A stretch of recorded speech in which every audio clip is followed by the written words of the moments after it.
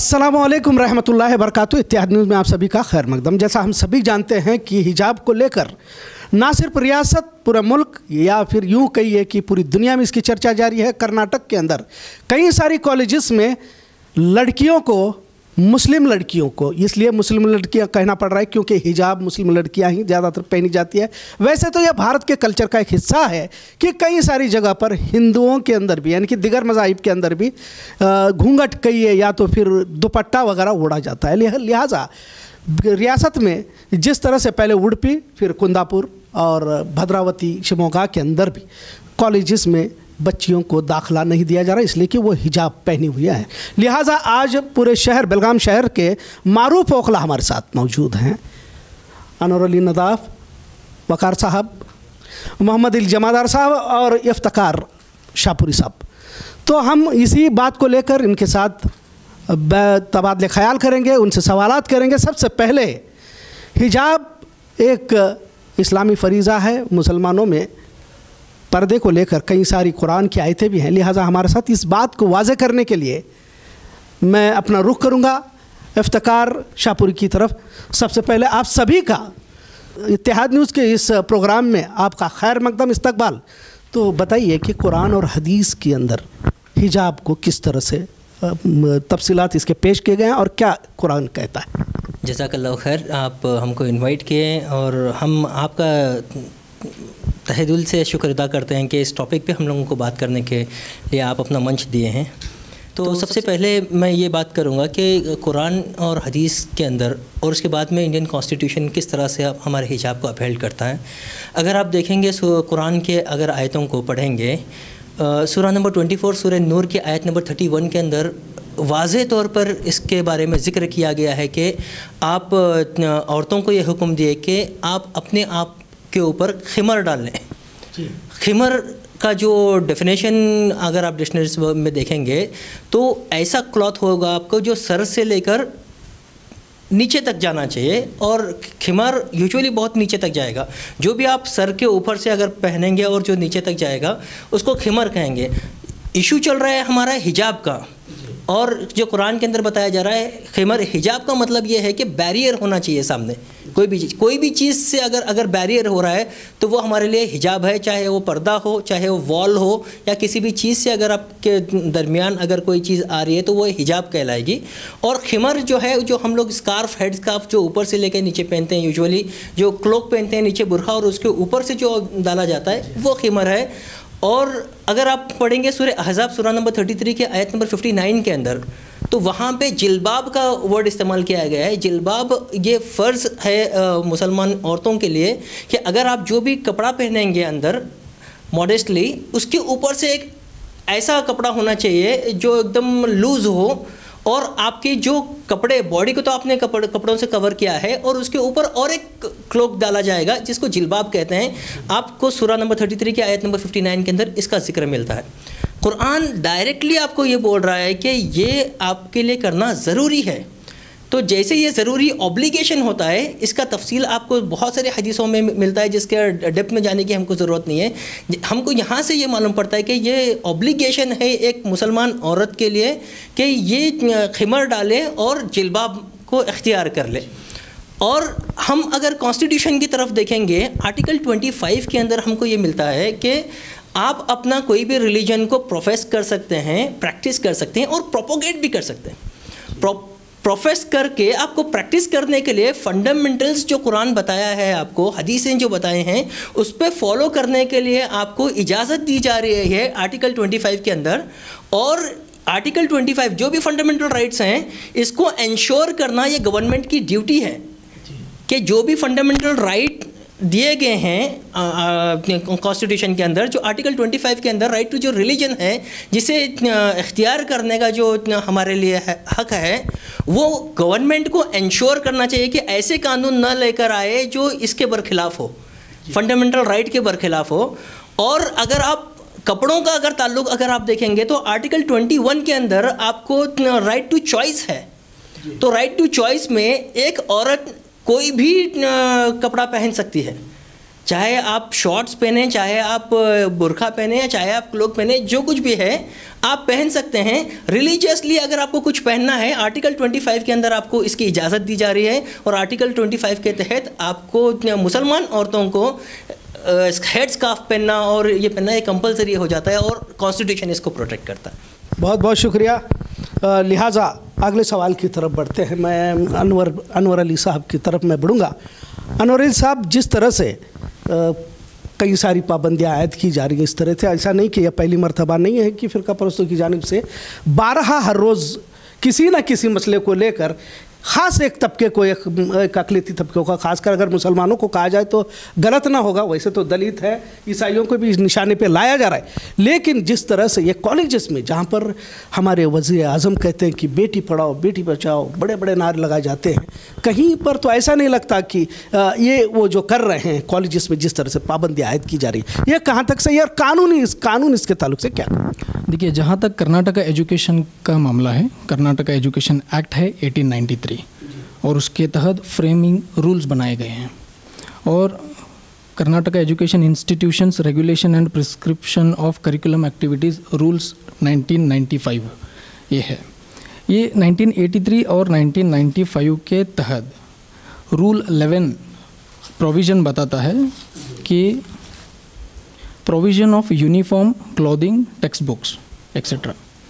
इसके तहत क्या होता है, कोई भी एजुकेशनल इंस्टीट्यूशन में यूनिफॉर्म को कंपलसरी कर सकते हैं, लेकिन कोई भी यूनिफॉर्म कंपलसरी करना हो, एक बार यूनिफॉर्म तय हो गई तो वो 5 साल तक यूनिफॉर्म को चेंज नहीं कर सकते।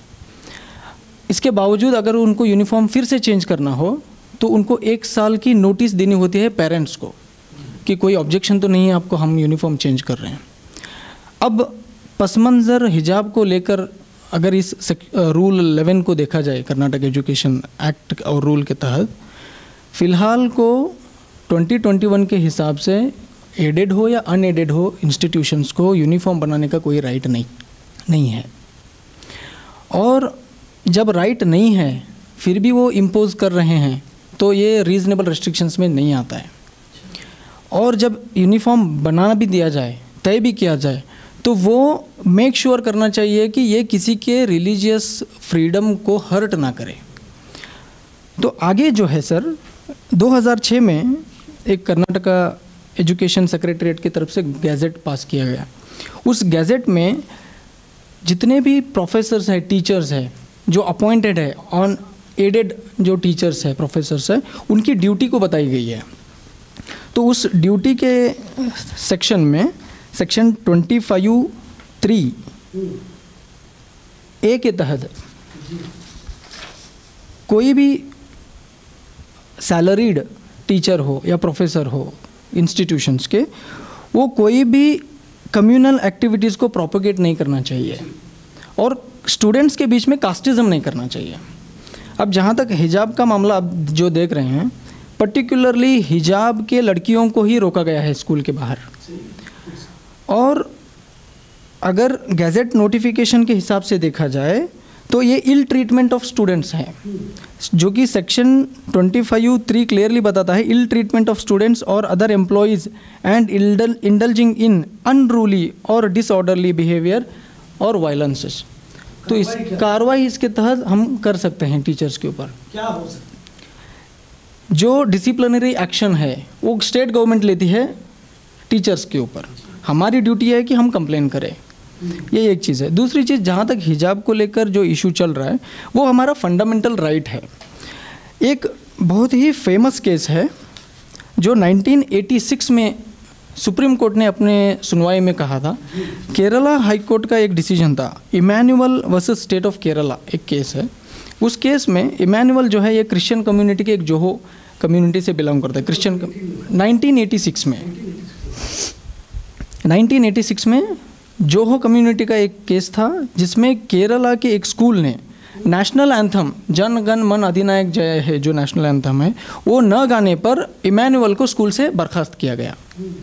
तो उस बच्चे के माँ बाप ने अपने हक के लिए हाई कोर्ट ऑफ केरला में अपील किया, उन्होंने केस को रजिस्टर किया। हाई कोर्ट ऑफ केरला ने बोला कि आपको वो करना ही पड़ेगा। फिर उन्होंने अपने फंडामेंटल राइट के लिए क्योंकि वो जो जन गण मन नेशनल एंथम जो गाना है उनके रिलीजियस सेंटिमेंट्स के हिसाब से वो वायलेट करता है। तो उन्होंने सुप्रीम कोर्ट में अपील किया। जब सुप्रीम कोर्ट में अपील किया तो सुप्रीम कोर्ट ने कहा the expulsion from school violated the children's right to freedom and expression. Supreme court ने कहा बच्चे को स्कूल से जो निकालना है वो उसके फंडामेंटल राइट को, वायलेशन ऑफ एक्सप्रेशन, उसके एक्सप्रेशन और उसके फंडामेंटल राइट को वायलेट करता है। तो इमीडिएटली स्कूल को ऑर्डर दिया सुप्रीम कोर्ट ने कि आप उसको रीएडमिशन करो। आगे ये बोला अगर कोई रिलीजियस सेंटिमेंट्स को हर्ट करता हो और उसके रिलीजन के अंदर वो चीज़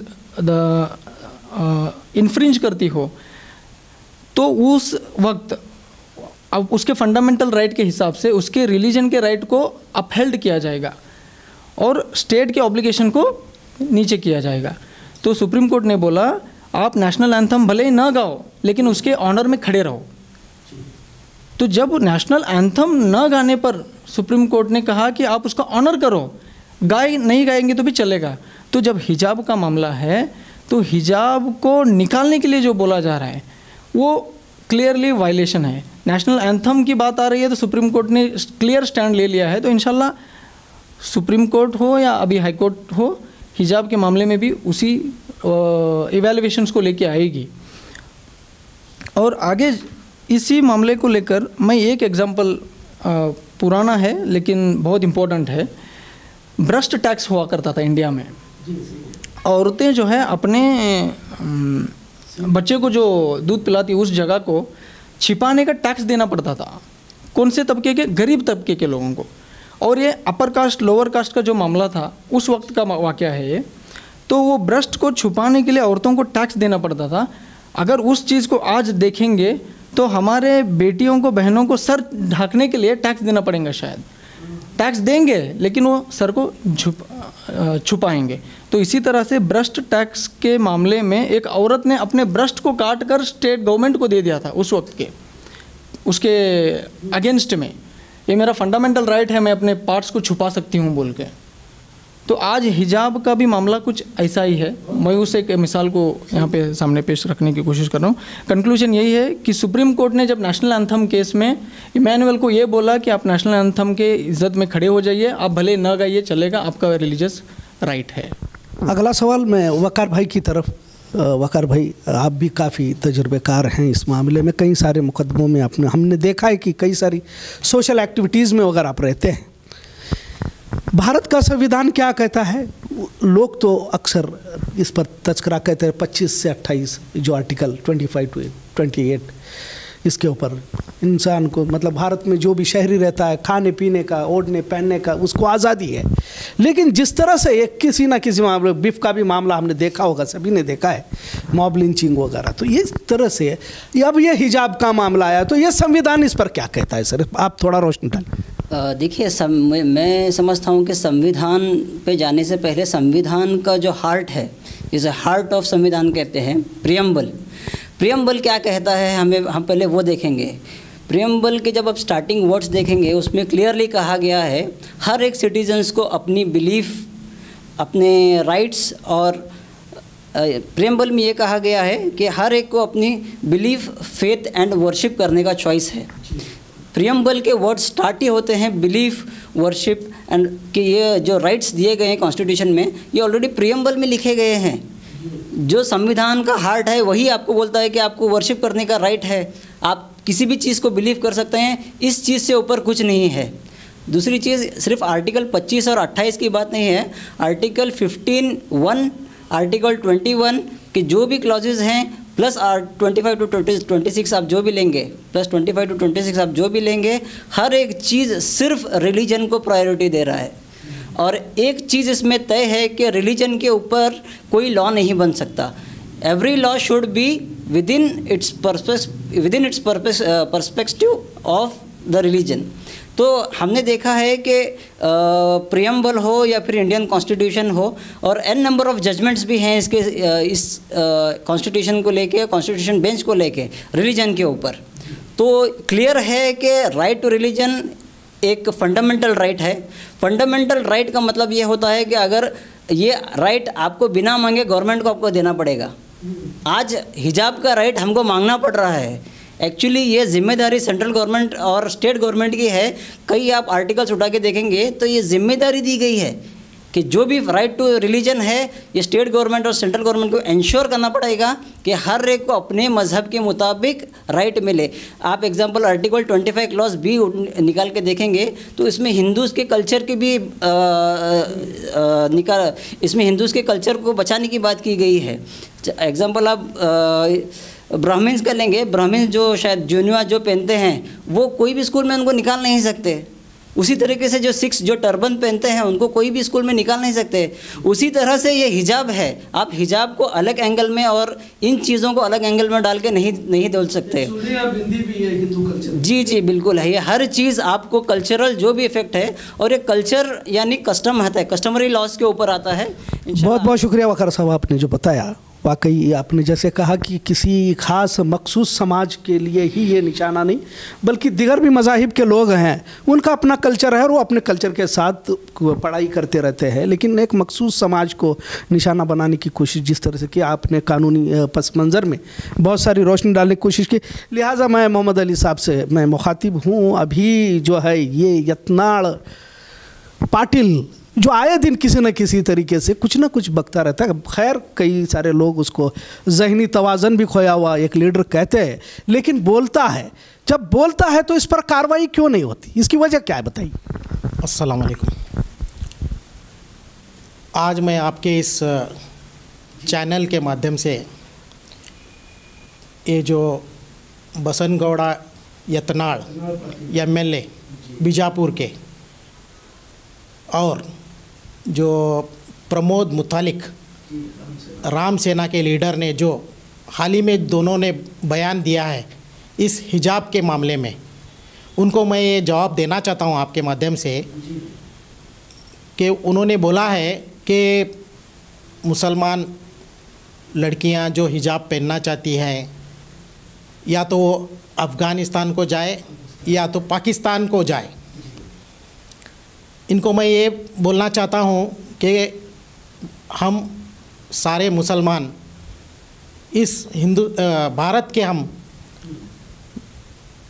के शहरी हैं और यहाँ के शहरी रहेंगे आकर तक, भारत के हैं हम, और ये बोलने का इनको हक नहीं बनता। और आज मैं इनको ये बोलना चाहता हूँ कि हम इधर जितने भी कौम के हिंदू, मुसलमान, सिख, ईसाई सब इधर एक भाईचारे का कल्चर है और सभी का अलग अलग रिलीजियन कल्चर फॉलो कर रहे हैं सब लोग। और ये लोग अपने पॉलिटिकल माइलेज के लिए जो ये स्टेटमेंट दे रहे, ये गुंडे की तरह ये लोग गुंडागर्दी के स्टेटमेंट दे रहे, ये एक भड़काऊ बयान है और इससे आगे चल के माशरे में बहुत सारे टेंशन्स होने वाले, सभी कौमों को तकलीफ़ होने वाली है इससे। और इनको मैं आज जवाब देना चाहता हूँ, ये जो पाकिस्तान और अफ़गानिस्तान को जाओ बोल के हमको बोल रहे, ये कोई भी मुसलमान भारत छोड़ के कहीं भी नहीं जाने वाला, इधर ही रहने वाला, ये भारत हमारा है।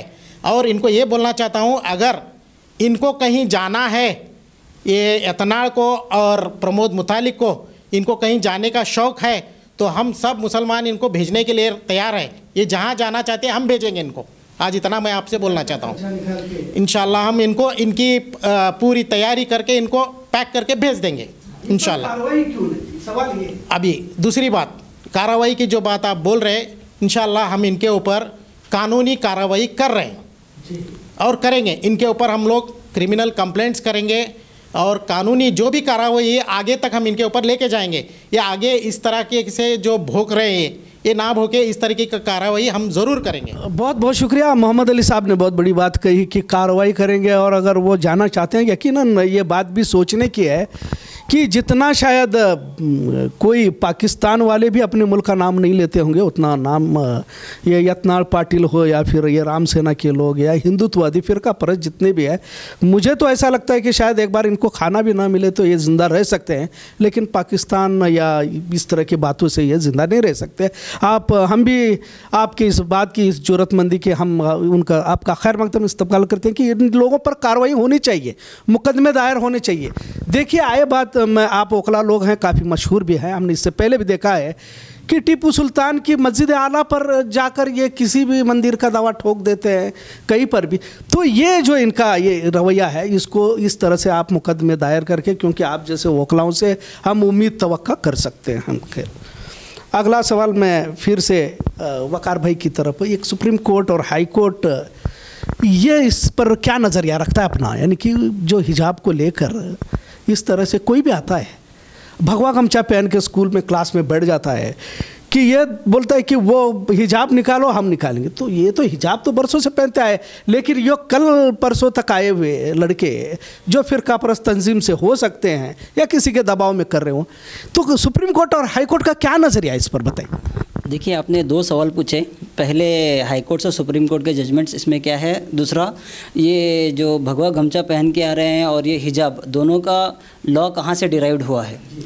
तो पहले तो सुप्रीम कोर्ट और हाई कोर्ट की जजमेंट्स की बात की हिजाब के ऊपर, तो मैं आज का ही जजमेंट आपको बताऊंगा। मद्रास हाई कोर्ट का 6 फरवरी 2022 का जजमेंट है। मद्रास हाई कोर्ट ने कहा है कि tolerance should be shown towards practice of other religion because this country belongs to unity in diversity. तो आज का ही जजमेंट हम लेंगे तो मद्रास हाई कोर्ट क्लियरली बोल रहा है कि आपको टॉलरेंस रखना पड़ेगा। अगर कोई बिंदी लगा के आ रहा है तो आपको आप इंडिया में रह रहे हैं तो सहना पड़ेगा। अगर कोई हिजाब पहन के आ रहा है तो आपको सहना पड़ेगा। कोई आपको टर्बन पहन के आ रहा है तो उसको आपको सहना पड़ेगा, क्योंकि आप जिस कल्चर में रह रहे हैं उस उस कल्चर के साथ आपको चलना पड़ेगा। दूसरा, जब सेक्शन 377 का जजमेंट आया था, सुप्रीम कोर्ट ने क्लियरली कहा था, जब जो भी मेजॉरिटी थी, उस माइनॉरिटी जो अपना राइट मांग रहे थे उनके खिलाफ में सुप्रीम कोर्ट ने क्लियरली कहा था कि आप जितने चाहे मेजॉरिटी हो, आप माइनॉरिटी के ऊपर आपका कल्चर नहीं थोप सकते। तो सुप्रीम कोर्ट का क्लियर ये कहना है कि चाहे आप कितनी भी मेजॉरिटी में रहो, right to religion will be at the top most priority. Fundamental rights आपके जो भी रहेंगे वो आपको मिल के रहेंगे, आप चाहे कितनी भी तादाद में रहो। आगे वैसे ही केरला हाई कोर्ट ने 2015 में क्लियरली कहा, In a country of diversive customs, a particular dress code cannot be compelled. Kerala high court का क्लियर जजमेंट है। और एक कॉलेज का ही एक केस हुआ था जिसमें कॉलेज स्टूडेंट्स को हिजाब को लेकर मेडिकल एग्जामिनेशन में नहीं बैठने दे रहे थे। तो कॉलेज को उस पर्टिकुलर मेडिकल कॉलेज ने, केरला हाई कोर्ट ने क्लियरली कहा कि आप कोई भी एक ड्रेस कोड ही कंपल नहीं कर सकते। आप हिजाब निकालने की तो बात दूर छोड़िए, ड्रेस कोड आप कंपेल नहीं कर सकते, बल्कि केरला हाई कोर्ट का क्लियर जजमेंट है। 2015 का एक जजमेंट है, 2016 का एक जजमेंट है। फर्दर एक सुप्रीम कोर्ट का एक जजमेंट है। सुप्रीम कोर्ट बोलता है कि freedom of religion is individuals right and it is the relation of individual with God. Freedom of religion जो भी है, एक आम इंसान का उसके जो गॉड है उससे रिलेशन है। अब आप वो जिस तरह भी प्रूव उसको करना चाहे कर सकता है। तो आप पर्टिकुलरली एक रिलीजन को, एक सेक्ट को इस तरह करने से बिल्कुल नहीं रोक सकते। अगर आपको करना है तो आप एक काम कीजिए, जो भी फंडामेंटल राइट्स हैं उसको निकाल दीजिए कॉन्स्टिट्यूशन से। जब कॉन्स्टिट्यूशन बनाया गया था, इन राइट्स को लेके ही बनाया गया था। इतने कॉन्स्टिट्यूशन कमिटीज़ बैठ के जब बात किए थे तो इस राइट के लिए ही बात किए थे। आज आपके आके कोई और एक नॉर्मल लॉ लेके आके कुछ कॉन्स्टिट्यूशन से बड़ा काम नहीं कर सकते आप। तो आखिरी बात ये कि जैसा कि अभी इफ्तिकार भाई ने कहा था कि कुरान की रोशनी में, कुरान के पस मंजर में हिजाब क्या है, उसकी अहमियत है। तो क्या हिंदू धर्म में यानी कि उस तरह का कोई है उनके अंदर प्राविधान, या ये एक शरारती तत्व है, क्या है? देखिए, बिल्कुल शरारती तत्व है, इसमें कोई दो राय नहीं है। क्योंकि ये जो उडुपी का मसला है, जिसमें कॉलेज डेवलपमेंट कम्युनिटी के नाम से जो लोकल लीडर्स आ रहे हैं अंदर, इनका कुछ लोकस स्टैंड ही नहीं है लॉ में। इस कॉलेज डेवलपमेंट कम्युनिटी नाम की कोई चीज़ ही नहीं है। ये इनका राइट ही नहीं बनता कि कुछ ऑब्जेक्शन करे। ये तो कॉलेज कमेटी की जिम्मेदारी है कि कुछ ड्रेस कोड में ऊपर नीचे आने वालों पर कार्रवाई करनी होगी। देखिए, भगवा गमछा की जहाँ तक बात है, एक बात समझने की ज़रूरत है। जो भी लॉ आता है 3 जगह से आता है। अगर every law is derived from 3 places. पहला होता है कस्टम, जो पहले से चलते आ रहा है। दूसरा होता है उसका जुडिशियल प्रेसिडेंट, और तीसरा होता है लेजिस्लेचर, जो सबको पता है। देखिए, हमारा जो हिजाब है वो कस्टमरी लॉ है, और कस्टमरी लॉ कॉन्स्टिट्यूशन के अंदर सबसे ऑथेंटिक लॉ होता है। तो कस्टमरी लॉ के रिक्वायरमेंट्स क्या होते हैं कि पहला होना चाहिए कि इमेमोरेबल रहना चाहिए, वो इसका कोई टाइम पीरियड नहीं होना चाहिए कि वो कहाँ कब से चलता आ रहा है पता नहीं है। दूसरी चीज़ उसकी एसेंशियल है कंटिन्यूटी रहनी चाहिए, वो लॉ कंटिन्यूटी चलता रहना चाहिए, वो कस्टम जो भी कल्चर है आपका वो कंटिन्यूटी में रहना चाहिए, और it should be adopted by majority लोग उसको पालन करना चाहिए। अगर ये अपने किताब के हिसाब से जो भी भगवा गमछा जो भी पहन के आ रहे हैं, अपने किताब के हिसाब से कस्टमरी लॉ है बोल के प्रूव करने तो वो भी पहन के आ सकते हैं। अगर उनका कहना, हमें उसमें कुछ आपत्ति नहीं है, अगर वो प्रूव कर रहे हैं कि किसी तरीके से वो लॉ में बैठता है, कस्टमरी लॉ है, हमारा तो हिजाब कस्टमरी लॉ है, मोस्ट ऑथेंटिकेटेड लॉ है। तो अगर वैसा वो अपने जो भी रिलीजियस स्क्रिप्चर्स हैं उससे बताएंगे कि हम लोग भगवा गमछा पहनना हमको कंपलसरी है, तो बिल्कुल पहन के आएँ। अगर नहीं कंपलसरी है तो वो तो कॉलेज की जिम्मेदारी है कि वो पहनना है या नहीं पहनना है। देखिए, इसके अंदर और ये चीज़ क्या है कि जब भी कोई यहाँ पे क्लैश जो हो रहा है एक रिलीजन के आस्था के और वर्सेस यूनिफॉर्म, तो अगर आप एग्जांपल लेंगे, सिख जब टर्बन बांधते हैं तो अगर आप पुलिस ऑफिसर्स को देखेंगे, पंजाब के स्टेट के अंदर आपको बहुत सारे पुलिस ऑफिसर्स मिलेंगे जो सिख हैं, तो वो खाकी कलर का पटका बांधते हैं। अगर वही सिख को अगर आप आर्मी ऑफिसर्स में देखेंगे तो डार्क ग्रीन कलर का ये डालते हैं।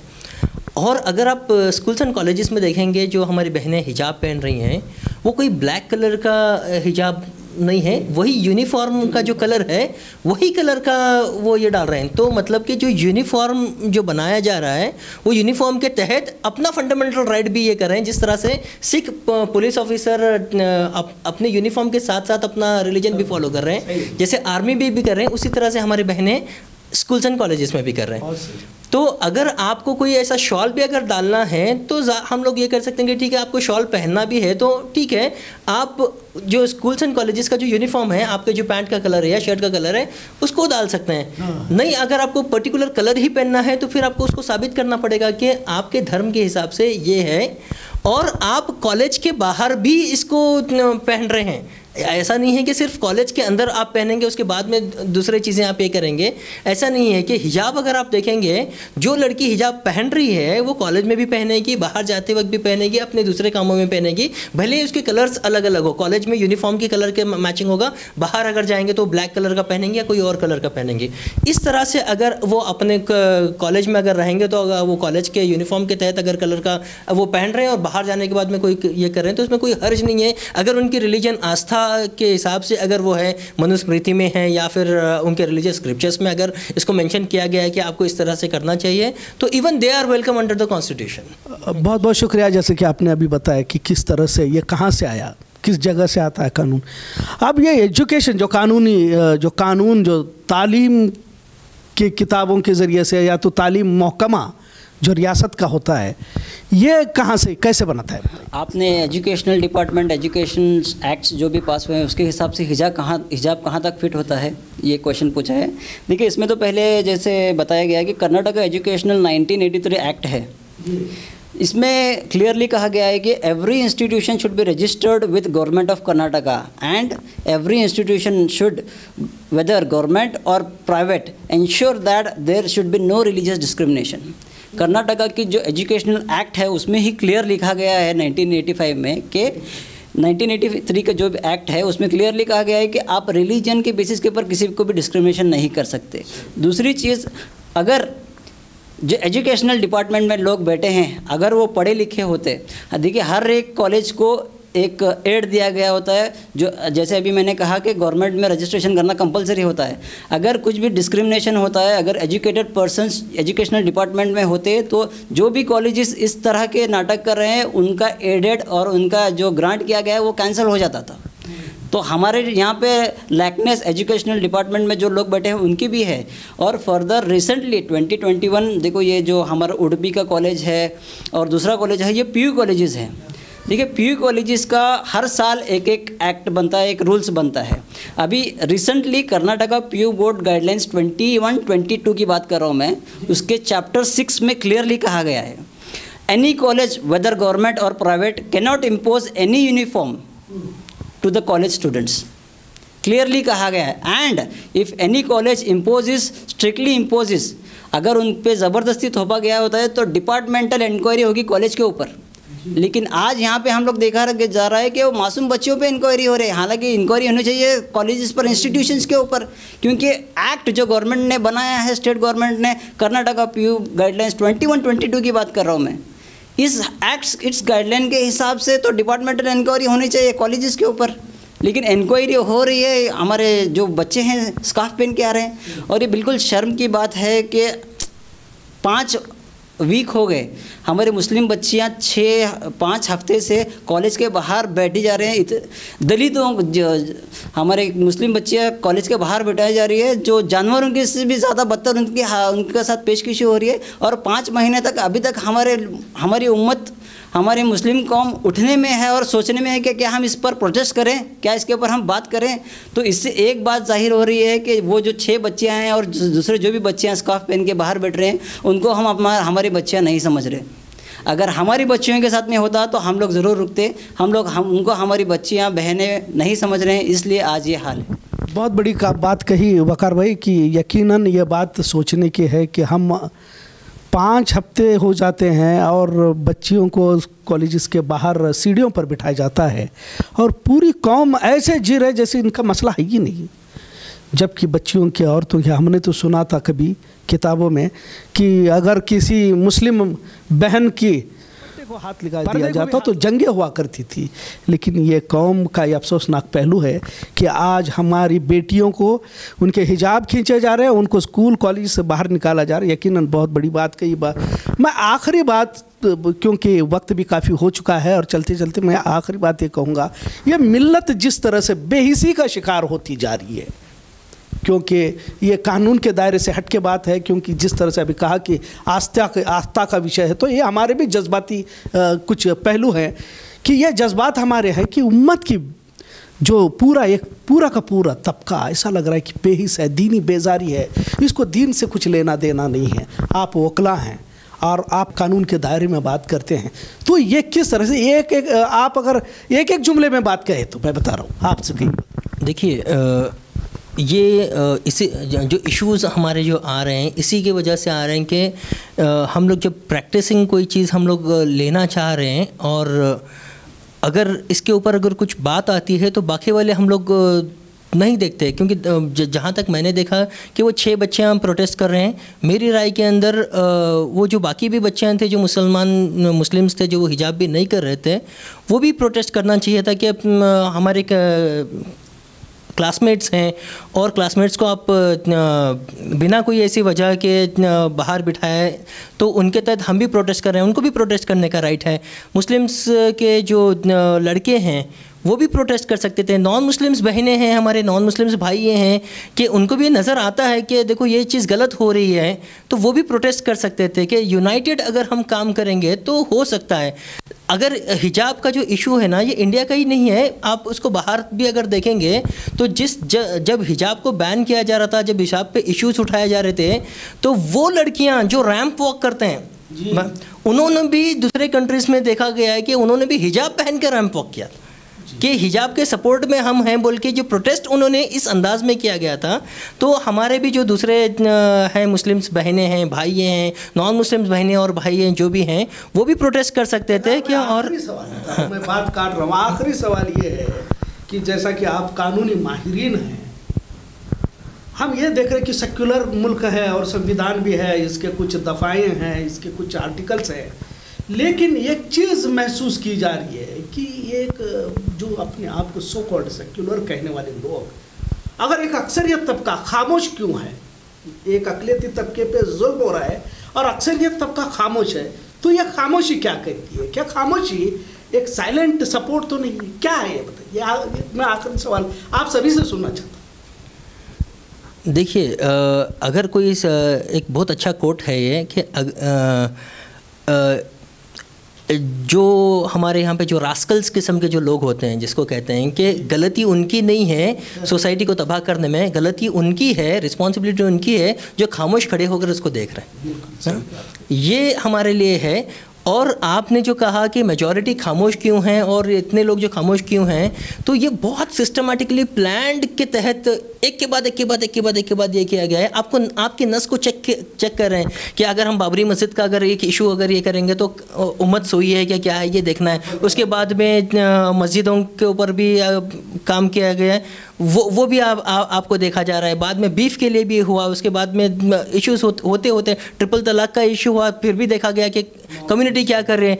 और अभी मॉब लिंचिंग का भी हुआ, कम्युनिटी क्या कर रही है देखेंगे। हिजाब के लिए भी कर रहे हैं, कम्युनिटी क्या कर रही है। स्लोली करते करते करते आपके सब में बड़े बड़े चीज़ें भी करने की कोशिश करते हैं। और ये बहुत सिस्टमेटिकली फॉलो किया गया है। जिस तरह से स्पेन के अंदर मुसलमानों को स्लोली करके जिस तरह से ये किया गया, और नाज़ीज़ के अंदर यहूदियों के साथ में जो किया गया, एग्जैक्टली अगर आप स्टडी करेंगे तो उसी चीज़ों को यहाँ पे इम्प्लीमेंट करने की कोशिश कर रहे हैं। नस देख कर आपकी काम कर रहे हैं।